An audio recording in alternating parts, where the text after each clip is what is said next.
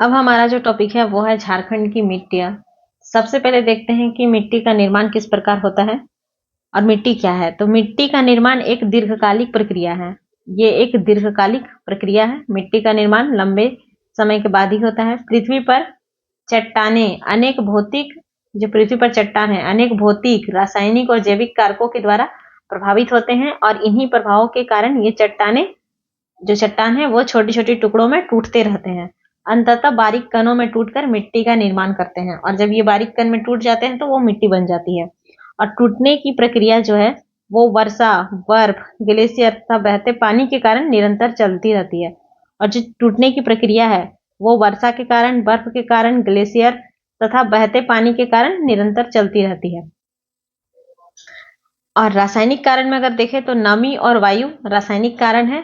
विभिन्न रासायनिक यौगिक पानी में घुलकर रासायनिक क्रियाएं करती है। बहुत सारे रासायनिक यौगिक पानी में घुलकर रासायनिक क्रिया करते हैं जिससे चट्टानें मिट्टी में परिवर्तित हो जाती है। और मिट्टी क्या है?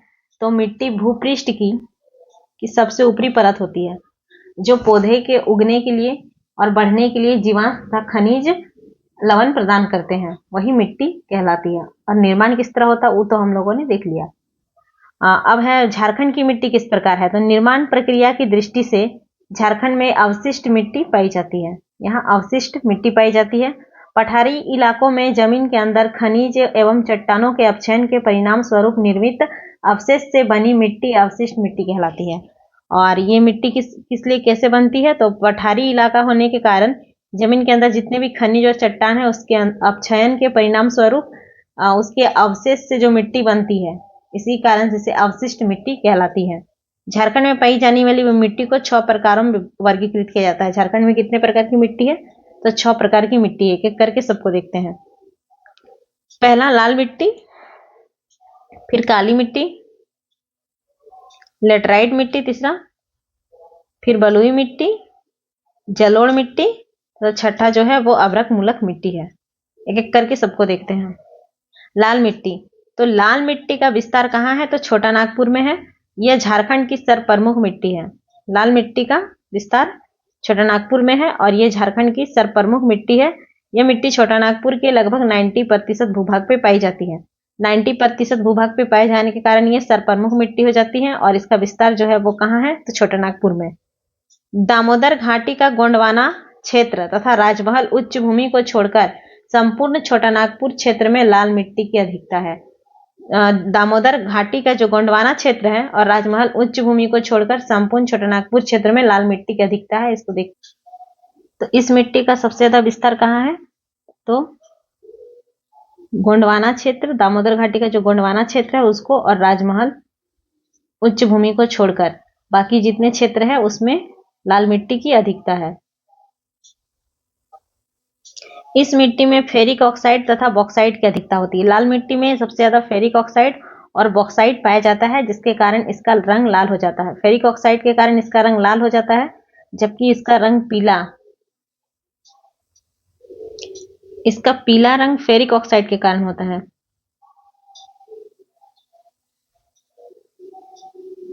और जो लाल रंग है वो फेरस ऑक्साइड के कारण होता है।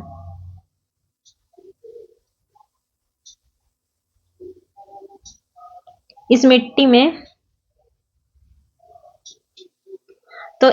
में जो फेरिक ऑक्साइड तथा बॉक्साइट की अधिकता है जिसके कारण इसका रंग पीला हो जाता है और लाल होने के पीछे कारण है फेरस ऑक्साइड।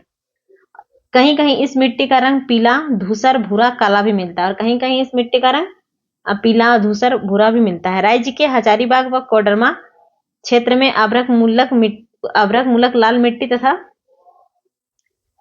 सिंहभूम व धनबाद के कुछ भागों में लाल काली मिश्रित मिट्टी पाई जाती है। और राज्य के हजारीबाग तथा कोडरमा क्षेत्र में अभ्रक मूलक लाल मिट्टी और सिंहभूम और धनबाद के कुछ भाग में लाल काली मिट्टी का मिश्रण पाया जाता है। नीस एवं ग्रेनाइट के अवशेष से निर्मित होने तथा नाइट्रोजन, फास्फोरस और ह्यूमस की कमी से युक्त होने के कारण इसकी उर्वरा शक्ति कम होती है। और ये जो मिट्टी बनती है वो नीस प्लस ग्रेनाइट के अवशेष से बनती है। इसके अवशेष से बनती है जिसके कारण क्या होता है कि इसमें nitrogen plus phosphorus plus humus की कमी पाई जाती है। अधिकांश मिट्टी में आपको यही दिखेगा, nitrogen plus phosphorus plus humus की कमी, और इनके कमी के चलते इसकी उर्वरा शक्ति कम होती है। यह मिट्टी ज्वार, बाजरा, रागी, गन्ना, मूंगफली आदि की खेती के लिए अत्यंत उपयुक्त होती है। और जो लाल मिट्टी है उसमें ज्वार, बाजरा, रागी, गन्ना, मूंगफली आदि की खेती की जाती है। तो जो लाल मिट्टी है वो 90% भूभाग पे पाया जाता है झारखंड का। इसमें nitrogen plus phosphorus plus humus की कमी पाई जाती है, जिसके कारण उर्वर ये कम होती है।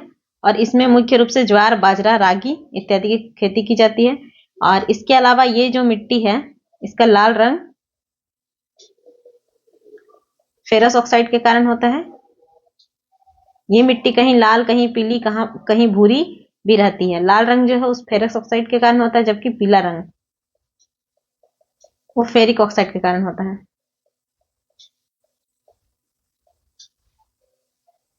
अब देखते हैं नेक्स्ट जो है काली मिट्टी। काली मिट्टी का विस्तार राजमहल क्षेत्र में है। और काली मिट्टी किधर पाई जाती है? राजमहल क्षेत्र में। इस मिट्टी को रेगुर मिट्टी भी कहा जाता है। काली मिट्टी का अन्य नाम रेगुर मिट्टी है। और इसका जो कलर है ये काला एवं भूरे रंग की होती है। काली मिट्टी नाम से पता चला काला और भूरा रंग की होती है। इस मिट्टी का निर्माण अत्यंत बारीक कणों से होता है। ये मिट्टी जो है वो अत्यंत बारीक कणों से बनती है, जिसके कारण पानी पड़ने पर यह मिट्टी चिपचिपी हो जाती है और इसमें जल ग्रहण करने की क्षमता ज्यादा होती है।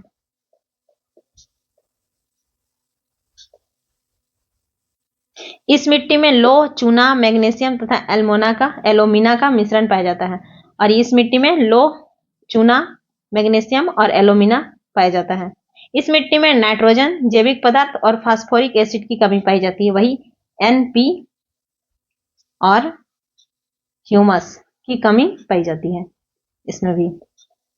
बेसाल्टिक चट्टानों के अपक्षयन से निर्मित यह मिट्टी कपास की खेती हेतु अत्यंत उपयोगी होती है। और ये इसका निर्माण जो होता है वो बेसाल्टिक चट्टानों के टूटने फूटने से होता है, जिसके कारण ये कपास की खेती के लिए उपयुक्त होती है।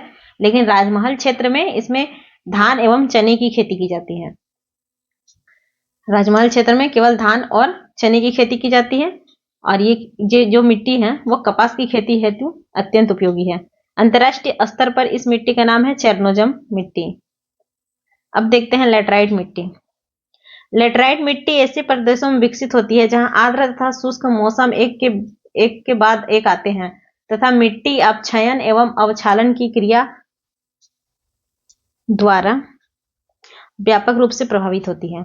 और ये मिट्टी है इसका विकास वैसे प्रदेशों में होता है जहां पे मौसम जो है आर्द्र तथा शुष्क मौसम एक के बाद एक आते हैं तथा मिट्टी अपक्षय एवं अवक्षालन की क्रिया के द्वारा व्यापक रूप से प्रभावित होती है। मतलब क्या है कि जब बहुत ज्यादा बारिश होती है किसी क्षेत्र में तो वहां की जो मिट्टी है वो अंदर चल जाती है और जो ऊपर का कंकड़ पत्थर बाहर आ जाता है। इस मिट्टी में एल्युमिनियम तथा लोह मिश्रित सिलिकेट पाया जाता है। और इस मिट्टी में एल्युमिनियम तथा लोह मिश्रित सिलिकेट पाया जाता है, जबकि नाइट्रोजन, फास्फोरस, पोटास तथा मैग्नीशियम की कमी पाई जाती है। इस मिट्टी में भी नाइट्रोजन, पोटास, फास्फेटिक अम्ल और मैग्नीशियम की कमी पाई जाती है। यह मिट्टी गहरे लाल रंग की होती है तथा इसमें कंकड़ की अधिकता पाई जाती है।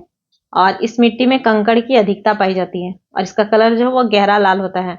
झारखंड में लेटराइट मिट्टी के 3 प्रमुख क्षेत्र हैं। और झारखंड में लेटराइट मिट्टी जो है वो 3 क्षेत्रों में प्रमुखता से पाई जाती है। जैसे पाट क्षेत्र हो गया, राजमहल पहाड़ी का पूर्वी भाग, पाट क्षेत्र, राजमहल पहाड़ी का पूर्वी भाग और पूर्वी एवं पश्चिमी सिंहभूम, पूर्वी तथा पश्चिमी सिंहभूम। यह संथाल परगना के कुछ भागों में भी पाया जाता है तथा संथाल परगना के कुछ भाग में भी यह पाया जाता है।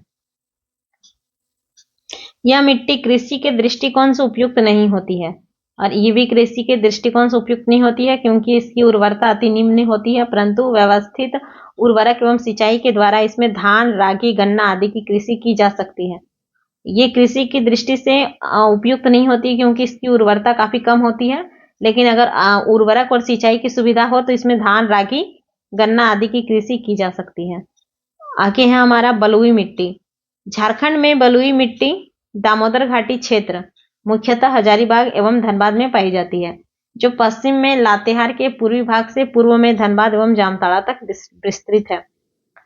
और जो बलुई मिट्टी है वो मुख्य रूप से कहाँ पाई जाती है, तो दामोदर घाटी क्षेत्र में मुख्य रूप से हजारीबाग एवं धनबाद में पाई जाती है। जो पश्चिम में लातेहार के पूर्वी भाग से पूर्व में धनबाद एवं जामताड़ा तक विस्तृत है। इस मिट्टी में लाल तथा पीले रंग का मिश्रण पाया जाता है। बलुई मिट्टी में भी लाल तथा पीले रंग का मिश्रण पाया जाता है।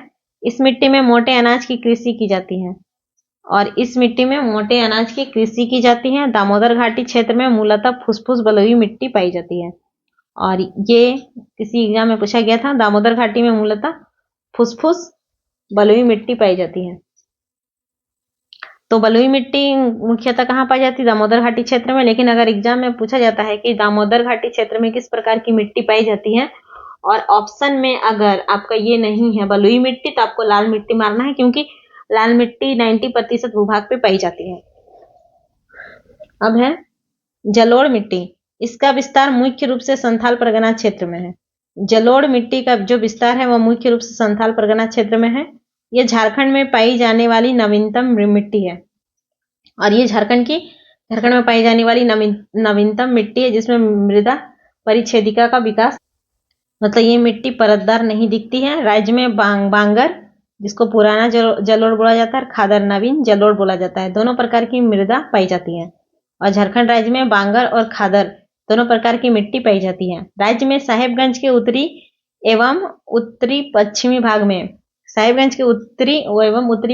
में बांगर तथा पूर्वी भाग एवं पाकुड़ के जिले के क्षेत्र में खादर मिट्टी पाई जाती है। इस मिट्टी में चूना एवं पोटास की अधिकता, जबकि नाइट्रोजन एवं ह्यूमस की कमी पाई जाती है। और इसमें चूना और पोटास की अधिकता होती है जबकि नाइट्रोजन तथा ह्यूमस की कमी पाई जाती है। और धान एवं गेहूं के लिए यह अत्यंत उपयुक्त मिट्टी है। और ये जो मिट्टी है जलोढ़ मिट्टी धान एवं गेहूं के लिए काफी उपयुक्त। साहिबगंज का जो है उत्तर और उत्तर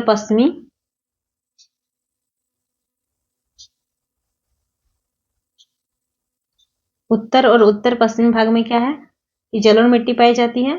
और पाकुड़ का तथा इसके पूर्वी क्षेत्र में, और पाकुड़ जिले में खादर मिट्टी पाई जाती है। इधर कौन मिट्टी पाई जाती है, तो इधर भांगर मिट्टी, और पाकुड़ के कुछ जिले में, पाकुड़ जिले के क्षेत्र में खादर मिट्टी पाई जाती है। अब देखते हैं अब्रक मूलक मिट्टी। तो कोडरमा, मांडू, झुमरी, तिलैया एवं बड़का गांव में यह मिट्टी विस्तृत है। कोडरमा में, मांडू, झुमरी, तिलैया और हजारीबाग का बड़का गांव में यह मिट्टी विस्तृत है। अब्रक के खानों के समीप यह मिट्टी पाई जाती है। जहां अब्रक के खान है उसके समीप यह मिट्टी पाई जाती है। कोडरमा, झुमरी, तिलैया, मांडू और बड़का गांव के क्षेत्रों में इस मिट्टी के पाए जाने के कारण उस क्षेत्र को क्या बोला जाता है, अब्रक पट्टी। कोडरमा, झुमरी, तिलैया, मांडू, बड़का गांव को क्या बोला जाता है, तो अब्रक पट्टी के नाम से जाना जाता है। इस मिट्टी का रंग हल्का गुलाबी होता है और कुछ स्थानों पर नमी की कमी के कारण इसका रंग पीला हो जाता है। अब्रक मूलक मिट्टी का रंग क्या होता है, हल्का गुलाबी होता है, लेकिन कुछ स्थानों पर नमी की कमी के कारण इसका रंग पीला हो जाता है। यह मिट्टी अत्यंत उपजाऊ मिट्टी होती है, लेकिन इन क्षेत्रों में जल की कमी के कारण इस मिट्टी में समुचित ढंग से कृषि कार्य संभव नहीं हो पाया है। और जल की कमी होने के कारण इन मिट्टियों में कृषि कार्य अच्छा से नहीं हो पाया है। तो कोडरमा और हजारीबाग का बड़का गांव में अब्रक मूलक मिट्टी पाई जाती है और इसका जो रंग होता है हल्का गुलाबी होता है, लेकिन कुछ स्थानों में नमी के कारण इसका रंग पीला हो जाता है। तो इस प्रकार से हमारा 6 मिट्टी हम लोगों ने देख ली। एक बार फिर से सबको रिपीट करते हैं। जो लाल मिट्टी है वो छोटा नागपुर क्षेत्र में विस्तृत है।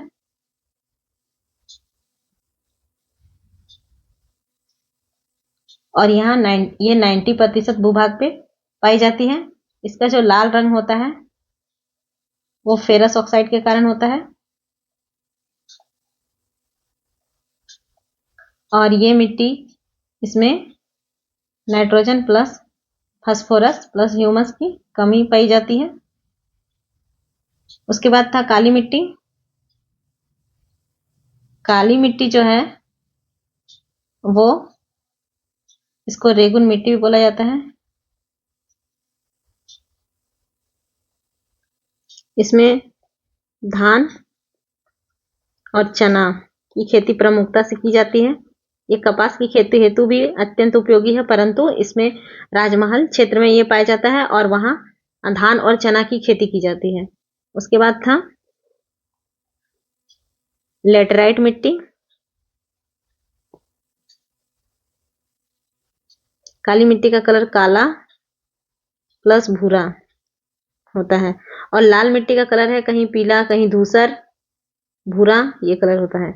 लाल मिट्टी लेटराइट मिट्टी जो है वो गहरा लाल होता है, इसमें लो ऑक्साइड की अधिकता होती है।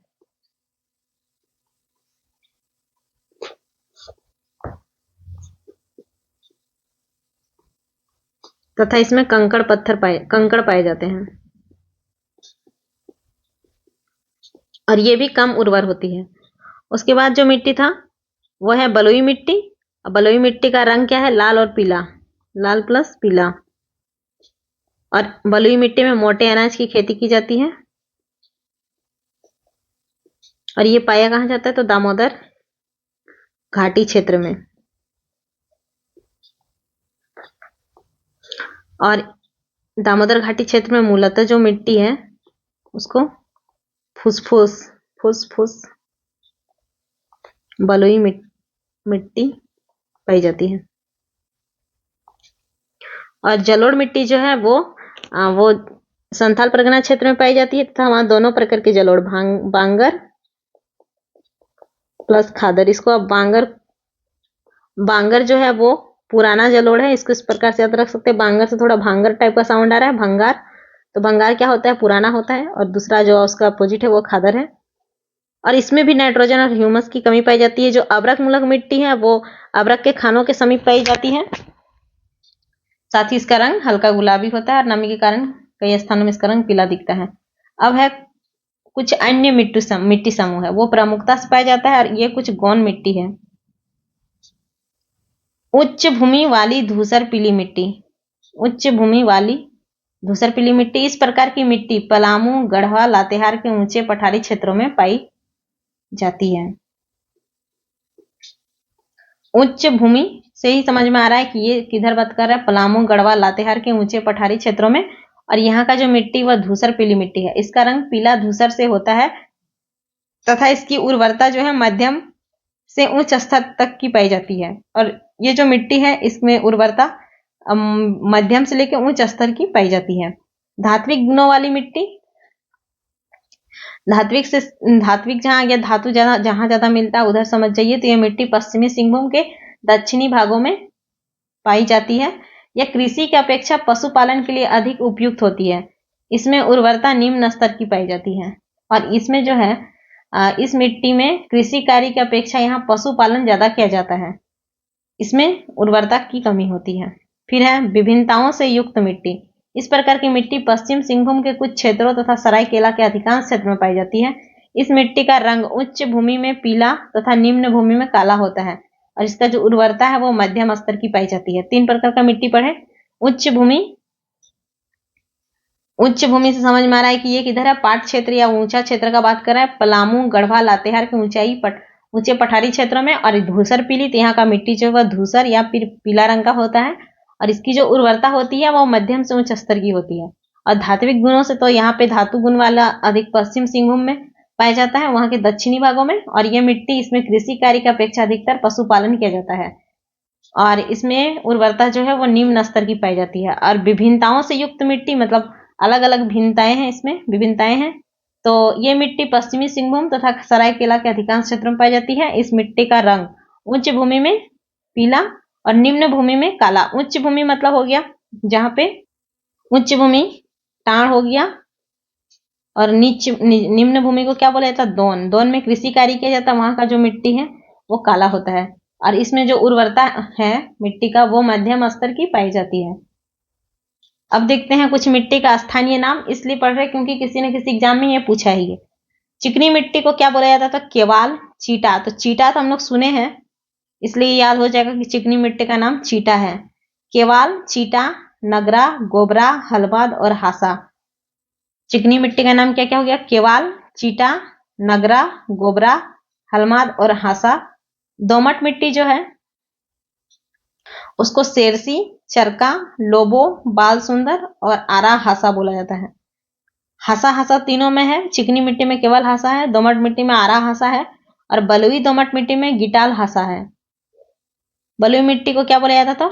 स्थानीय नाम, मतलब स्थानीय क्षेत्रों में बाला बोला जाता है, कहीं कहीं गोरिस बोला जाता है, कहीं जारिया बोला जाता है और कहीं गिटाल हासा बोला जाता है। तो किसी तरह से आप लोग इसको याद कर लीजिएगा। फिर है भूमि का स्थानीय नाम।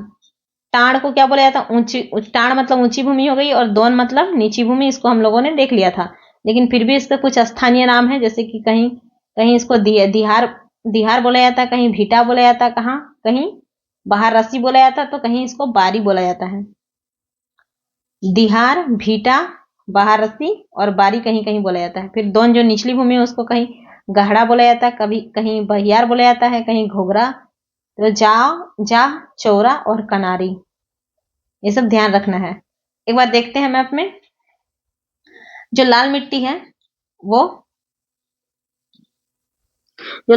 है वो पूरे छोटे नागपुर में देखिए 90% भूभाग पर पाई जाती है। उसके बाद जो नेक्स्ट मिट्टी है काली मिट्टी। काली मिट्टी का जो क्षेत्र था वो राजमहल का क्षेत्र था। यहाँ पे काली मिट्टी पाई जाती है।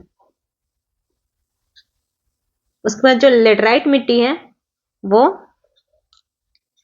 है पलामू का दक्षिणी क्षेत्र, रांची का पश्चिमी क्षेत्र और संथाल परगना का कुछ एरिया है। अब पूर्वी राजमहल क्षेत्र हो गया ये वाला, और सिंहभूम का ढालभूम क्षेत्र में, कलर थोड़ा चेंज करते हैं, क्षेत्र में पाया जाता है। उसका जो नेक्स्ट मिट्टी है रेतीली मिट्टी वो है पूर्वी हजारीबाग, साथ ही धनबाद में। मतलब ये सिंपल याद रखिए कि जो दामोदर घाटी है वहां पे ये रेतीली मिट्टी पाई जाती है। इसको रेतीली मिट्टी को बलुई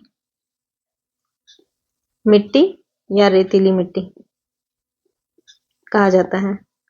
उसके बाद नेक्स्ट जो मिट्टी है जलोर मिट्टी का जो विस्तृत रूप है वो संथाल परगना में पाई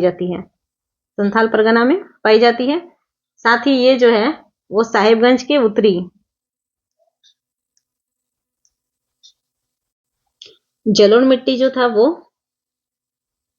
हमारा साहिबगंज के उत्तरी एवं उत्तर पश्चिमी भाग में भांगर वाला, जबकि पूर्वी पाकुड़ में क्या था? खादर मिट्टी पाया जाता है। साथ ही राज्य के कुछ भागों में भी ये मिट्टी पाई जाती है। फिर है अब्रक मुलक मिट्टी ये था कोडरमा के क्षेत्र में, झुमरी तिलैया कोडरमा और हजारीबाग के बड़का गांव में अब्रक मुलक मिट्टी पाई जाती है। इसके बाद थोड़ा सा एक चीज देखते हैं। National Atlas and thematic mapping संस्थान ने झारखंड के एटलस में 4 बड़े मिट्टियों का वर्गीकरण कर 11 उप प्रकार बताए हैं। ये जो national Atlas and thematic mapping संस्थान है, इसका जो मुख्यालय है वो कोलकाता है और इसका कार्य है कि ये बहुत सारे आंकड़ों पे आधार पर क्या करता है कि विषयगत मानचित्र की तैयारी करता है और उसका प्रकाशन करता है। साथ ही ये तकनीकों का प्रयोग करके डिजिटल मैपिंग का कार्य करता है। तो ये इसलिए बताया जा रहा है क्योंकि किसी एग्जाम में पूछा गया था, एक क्वेश्चन था, बाद में बताऊंगी क्वेश्चन क्या था, तो पहले जानते हैं। तो ये जो है वो संस्थान ने झारखंड के एटलस में 4 बड़े मिट्टियों का वर्गीकरण कर 4 मिट्टी का वर्गीकरण किया है, 4 प्रकार के बड़ा मिट्टी, और उसका कितना उप प्रकार है? तो 11। तो देखते हैं। पहला आता है एंटीसोल, और एंटीसोल के अंदर आता है नवीन जलोढ़ मिट्टियां। एंटीसोल, इनसेप्टिसोल, अल्फीसोल और अल्टीसोल। एंटीसोल,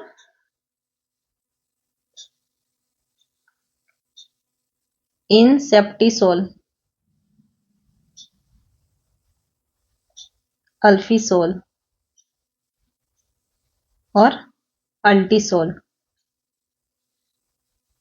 ये 4 बड़े मिट्टी के प्रकार बताए इन्होंने, और इसी चारों का उप विभाजन करके कितना हो रहा है? 11 मिट्टी। एक एक करके देखते हैं। एंटीसोल के अंतर्गत आता है हमारा नवीन जलोढ़ मिट्टियां, इनसेप्टिसोल के अंदर आता है छिछली काली मिट्टियां, और अल्फीसोल के अंदर आता है पुरातन जलोढ़ मिट्टियां, लाल कंकड़ी मिट्टियां, लाल बलुई मिट्टी, लाल दोमट मिट्टी, लाल चिकनी मिट्टी, मिश्रित लाल एवं काली मिट्टी। अल्फीसोल के अंतर्गत पुरातन जलोढ़, लाल कंकड़ी मिट्टियां, लाल बलुई मिट्टी, लाल दोमट मिट्टी, लाल चिकनी मिट्टी और मिश्रित लाल एवं काली मिट्टी अल्फीसॉल के अंतर्गत आता है। फिर है अल्टीसॉल।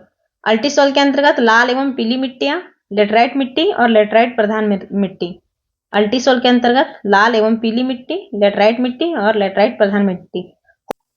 क्वेश्चन ये पूछा गया था कि झारखंड के कुल भौगोलिक क्षेत्र में कौन सी मिट्टी का क्रम सबसे अधिक पाया जाता है राज्य में, तो उसका आंसर लिया गया था अल्फीसॉल। तो इसका पीडीएफ आप लोगों को मिल जाएगा। नेक्स्ट हम लोग पढ़ेंगे 1।